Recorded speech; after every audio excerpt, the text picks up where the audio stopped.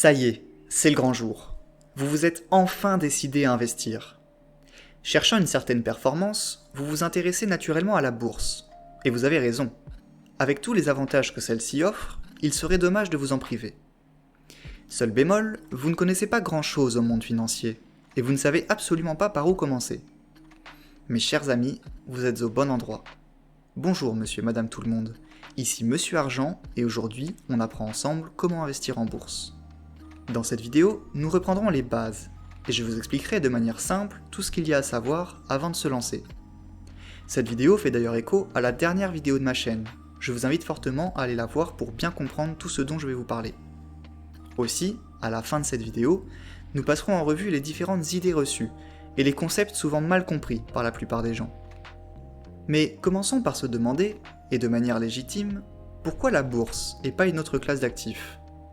Et ma réponse va sûrement vous surprendre, mais pas forcément la bourse. Je m'explique. La classe d'actifs, vers laquelle vous allez vous diriger, dépendra de beaucoup de facteurs. Votre âge, vos objectifs, votre tolérance au risque, etc. Si vous êtes jeune et que votre but est de faire un maximum de profit, il serait logique de placer votre argent en bourse, voire même en crypto. En revanche, si vous êtes âgé et que votre but est d'avoir un revenu récurrent et stable, il est peut-être plus judicieux de vous tourner vers l'immobilier. En fait, plus vous cherchez le rendement, la rentabilité, plus vous vous exposez au risque, à la volatilité. Ces facteurs sont d'ailleurs indissociables en investissement et forment ce que l'on appelle un couple. C'est le couple risque-rendement. Mais on peut cependant réduire drastiquement les risques tout en gardant d'excellentes performances, et ce en diversifiant. Car rien ne vous empêche d'investir à la fois en bourse, en immobilier et en crypto-monnaie. Il est d'ailleurs même conseillé de le faire. Une représentation commune d'un patrimoine équilibré est une pyramide. Celle-ci s'inspire de la pyramide des besoins de Maslow. Elle consiste en fait à répartir les actifs sur plusieurs étages. Le principe est de respecter les étages d'investissement en commençant par la base de la pyramide. Le premier étage représente le matelas de sécurité. C'est de l'argent qui sera placé sur votre livret A ou votre LEP si vous y avez accès, et qui sera uniquement ici en cas de coup dur.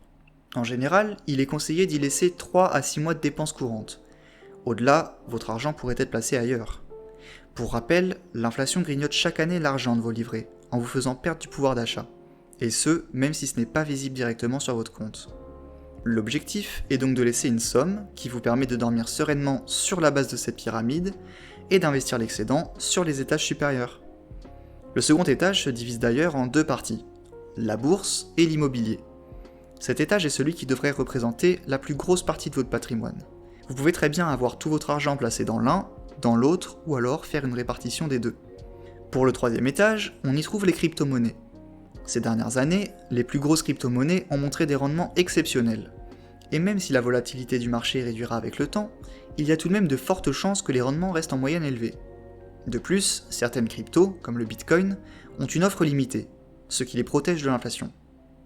Vous l'avez compris, cette classe d'actifs étant plus haut dans la pyramide, il vaut mieux d'abord se focaliser sur la bourse et ou l'immobilier. En revanche, rien ne vous empêche d'investir chaque mois 5 ou 10% de votre budget en crypto-monnaie, ou plus si vous avez de fortes convictions dessus. Enfin, tout en haut de la pyramide se trouvent les investissements exotiques, tels que des montres, du vin ou encore des cartes Pokémon. Ces actifs alternatifs nécessitent souvent une bonne connaissance du domaine pour ne pas acheter n'importe quoi. Le sommet de cette pyramide n'est pas essentiel et ne vous concerne que si vous avez les bases solides du dessous. Pour être franc avec vous, je vois même plus cela comme un petit plaisir que l'on s'accorde sans forcément attendre de performance sur nos achats. On peut très bien arrêter sa carrière d'investisseur sans toucher aux actifs exotiques. Je ferai des vidéos sur chacune de ces classes d'actifs dans le futur de ma chaîne, car vous l'avez compris, je ne peux pas tout traiter en une vidéo. Aujourd'hui, on se focalise sur la bourse. Alors, quels sont les gros points forts de la bourse ? Déjà, la bourse offre de bonnes performances. Historiquement, la bourse possède un rendement moyen de 8%. Alors certes, c'est une moyenne, et vous pouvez très bien être à moins 30, voire moins 50% sur une année en cas de crise. Mais si cela se produit, comprenez bien que vous ne perdez réellement de l'argent que si vous appuyez sur le bouton vendre. Si vous gardez la tête froide et que vous conservez vos positions, le marché repartira de plus belle comme il l'a toujours fait, et vous n'aurez au final rien perdu. Les plus aguerris d'entre vous auront même investi encore plus pendant la crise, ce qui fait mécaniquement baisser la moyenne du prix de leur part, et donc, quand le marché remontera, ils auront fait de belles plus-values. Voyez un peu la volatilité d'un marché comme les soldes. Quand il y a les soldes en magasin, tout le monde se rue pour acheter. Mais quand il y a les soldes sur les marchés, les gens sont réticents, et pire, parfois vendent. Ça n'a aucun sens, c'est justement le moment d'acheter. Cela est dû au fait qu'il y a une crainte de tout perdre, et une attache émotionnelle à cet argent que vous avez durement investi. Et le meilleur moyen de ne pas paniquer quand il y a une baisse, c'est d'être conscient que les baisses sont normales. Une autre bonne méthode est de ne juste pas suivre ses investissements. Le mieux est de mettre de l'argent régulièrement et de laisser opérer la magie des intérêts composés. Puis, sans même que vous ne vous en aperceviez, votre PEA sera bien rempli. C'est d'ailleurs ce que je fais à titre personnel. Je ne vais qu'une fois par mois consulter mon compte, et ce n'est même pas pour regarder combien j'ai gagné, mais plutôt pour y investir la somme mensuelle que je me suis fixée. Sachez qu'investir de manière récurrente et ponctuelle, chaque mois ou chaque semaine par exemple, est appelé DCA. Le DCA, ou investissement programmé, est une stratégie qui consiste à investir une somme fixe à intervalles réguliers, et ce, quel que soit le prix du marché. Cela a pour effet de réduire l'impact de la volatilité, puisqu'en achetant à différents prix, on profite à la fois des hausses et des baisses de marché. En plus, cela diminue ton stress, puisque tu n'as pas besoin d'analyser le marché en permanence pour essayer de timer le meilleur moment d'achat. Personne n'est capable de prédire quand sera la prochaine hausse ou la prochaine baisse. La meilleure méthode est donc d'acheter, peu importe le cours, et de se laisser porter par la croissance au fil du temps. Un autre avantage de la bourse est sa liquidité. Contrairement à l'immobilier ou aux investissements alternatifs, la bourse est un actif liquide, c'est-à-dire que vous pouvez acheter et vendre des actions en quelques clics sans attendre des mois pour récupérer votre argent. En effet, vous comprenez bien que vendre un appartement est bien plus compliqué et fastidieux que vendre une action en ligne. Pareil pour une jolie montre, il faudra trouver un collectionneur intéressé. La bourse n'a pas ce souci, car elle possède un volume d'échange tellement élevé que vous trouverez quasiment toujours immédiatement quelqu'un avec qui faire échange. En plus, la bourse offre une accessibilité avec seulement quelques euros, alors que l'immobilier nécessite souvent un apport conséquent.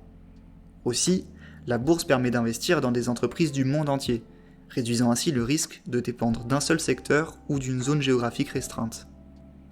Pour finir, la bourse offre un avantage fiscal non négligeable si vous investissez via votre PEA. Pour rappel, si vous commencez à investir en bourse, il est vivement recommandé d'ouvrir un PEA. Je vous reparlerai des nombreux avantages que celui-ci offre dans une future vidéo, tellement le sujet est important. Et un autre rappel, ouvrez de préférence votre compte dans une banque en ligne, pour éviter les frais. Je vous laisse mon lien de parrainage Boursobank en description. Bon, très bien monsieur Argent, j'ai bien compris l'intérêt d'investir en bourse. Mais une question reste en suspens. Je ne suis pas un expert, je ne sais pas quelle action acheter ou non, car je ne sais pas quelle entreprise va marcher ou non. C'est juste. Et devinez quoi ? Moi non plus, je n'en ai aucune idée. Mais heureusement, nous ne sommes pas des traders, nous sommes des investisseurs.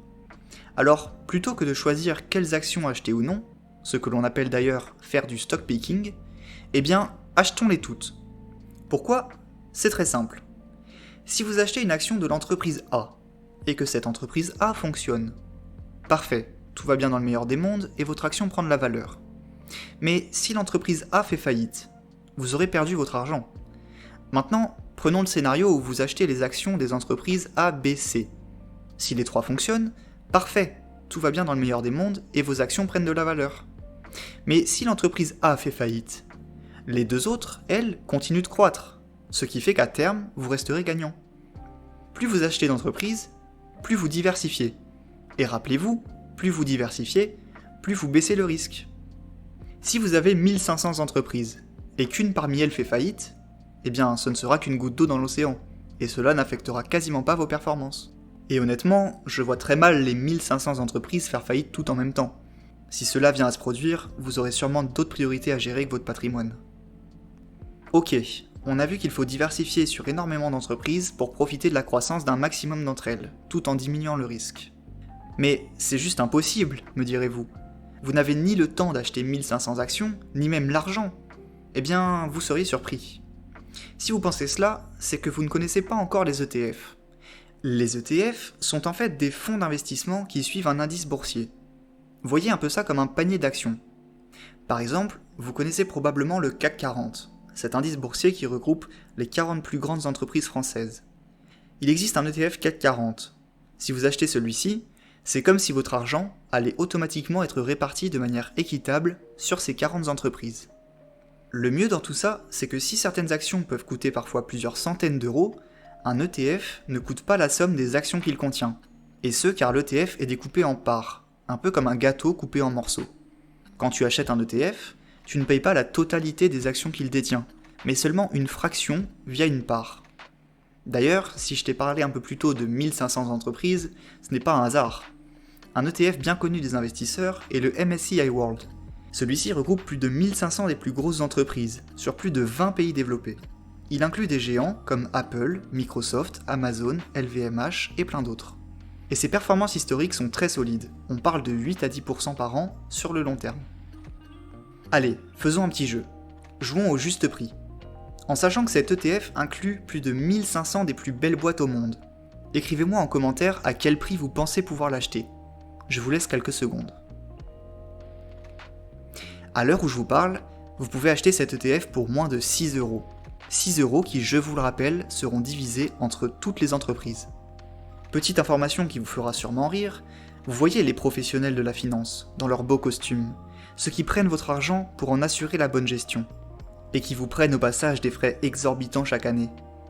L'étude Spiva a démontré que 90% des gérants professionnels ne parviennent pas à battre leur indice de référence. Autrement dit, vous payez des gens, dont c'est le métier de gérer votre argent, et ceux-ci le gèrent moins bien que si vous aviez juste acheté le marché. Mais vous vous doutez bien que les banquiers n'ont aucun intérêt à vous parler de ce petit secret, puisqu'ils se gavent bien sur votre dos. Essayez de demander à votre banquier ce qu'il pense des ETF. Vous verrez bien à sa réaction que cette discussion n'est pas des plus agréables pour lui. Donc, en résumé, avec 6 euros, vous pouvez battre 90% des professionnels sans rien faire, juste en achetant de manière régulière un ETF. Et ce, en profitant d'un rendement plus que correct, ainsi que d'une diversification géographique et sectorielle quasi parfaite. Si vous n'êtes toujours pas satisfait, je ne sais plus quoi faire de plus. Peut-être que je peux revenir sur les idées reçues maintenant que vous comprenez un peu mieux le monde de la bourse. Et la première idée reçue est la suivante. L'investissement c'est risqué. Eh bien, c'est faux. Tout dépend du niveau de risque que tu prends. Le risque vient souvent d'un manque de connaissances ou d'une mauvaise gestion. On l'a vu, en diversifiant, tu réduis le risque tout en maximisant le rendement. Dans la même veine, la bourse, c'est comme un casino. Et c'est totalement faux. La bourse, ça repose sur des fondamentaux économiques. À court terme, oui, le marché peut être volatile. Mais à long terme, des actions bien choisies, et les ETF, suivent la croissance économique. Contrairement au casino, la bourse récompense la patience et la stratégie. Troisième idée reçue, il faut attendre le bon moment pour investir. Et on l'a vu, c'est faux. Essayer d'acheter au plus bas et vendre au plus haut est très difficile, même pour les professionnels. La meilleure stratégie, c'est souvent le DCA, c'est-à-dire investir régulièrement, peu importe les fluctuations du marché. Cette stratégie dément d'ailleurs la prochaine idée reçue qui est « il faut du temps pour gérer ses investissements ». En effet, si vous faites comme moi, que vous vous connectez une fois par mois sur votre compte juste pour acheter votre ETF, cela ne vous prend en fait que quelques heures par an tout au plus. Et enfin, les deux dernières idées reçues, il faut être riche pour investir et il faut être un expert pour investir. Pour ce qui est de la richesse, on l'a vu, avec les ETF, on peut commencer avec de petits montants. Il est possible d'investir à partir de 6 euros avec une diversification incroyable. L'important est la régularité pour pouvoir profiter de l'effet des intérêts composés. Pour ce qui est de l'expertise, l'étude Spiva nous démontre l'inverse. Avec des outils comme les ETF, il est possible d'investir de façon passive et rentable sur le long terme en battant 90% des professionnels. Et voilà pour les idées reçues. À travers cette vidéo, vous avez compris l'importance de diversifier et de penser long terme. Justement, vous savez maintenant qu'il n'y a pas de bon moment pour investir, et qu'il faut au maximum privilégier les ETF plutôt que le stock picking. Mais alors, sur quel ETF investir ? Eh bien, c'est ce que nous verrons dans la prochaine vidéo. Si tu veux continuer d'apprendre de manière ludique, abonne-toi à la chaîne. Aussi, si cette vidéo peut être utile à un de tes proches, n'hésite pas à lui partager. Sur ce, monsieur et madame tout le monde, on se retrouve bientôt. En attendant, je vous souhaite de bons investissements.